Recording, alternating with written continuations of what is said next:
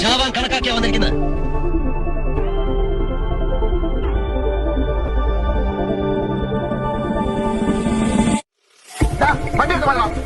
ഈ ഒരു ടൈമിൽ ഇങ്ങേറെ സ്വാഗ് ഉണ്ടല്ലോ, അത് വേറൊരു നടനുമില്ല. നിന്റെ പുത്തൻ റേവൻ ക്ലാസ് ഇത് ചവിട്ടിപ്പൊട്ടിച്ച നിന്റെ കാര്യം വരും.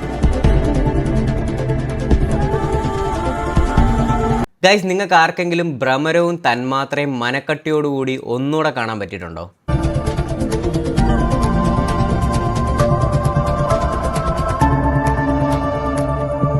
He's not a myth anymore.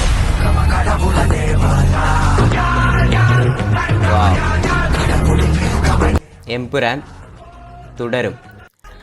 ഈ രണ്ട് ഫിലിംസ് ആണെങ്കിൽ പോലും എല്ലാവരും മോസ്റ്റ് അവൈറ്റഡ് മൂവീസ് ആണെന്നറിയാം. പക്ഷേ ഇതൊരിക്കലും ഒരു കംബാക്ക് ഒന്നും അല്ലടേ.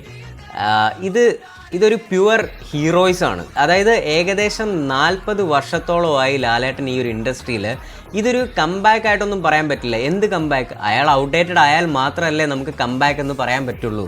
എന്തായാലും നമുക്ക് വെയിറ്റ് ചെയ്യാം. 27-ാം തീയതി എമ്പുരാൻ റിലീസാവുകയാണ്. അപ്പോൾ എല്ലാവരും മറക്കാണ്ട് തിയേറ്ററിൽ തന്നെ ഇത് എക്സ്പീരിയൻസ് ചെയ്യുക. ഒരുപാട് എഫേർട്സും കാര്യങ്ങളും ഒക്കെ ഉള്ളൊരു മൂവിയാണ്. അപ്പോൾ രാജുവേട്ടൻ പറഞ്ഞ പോലെ ഒരു ചെറിയ പടമാണ്. നിങ്ങളെല്ലാവരും പോയി കാണണം.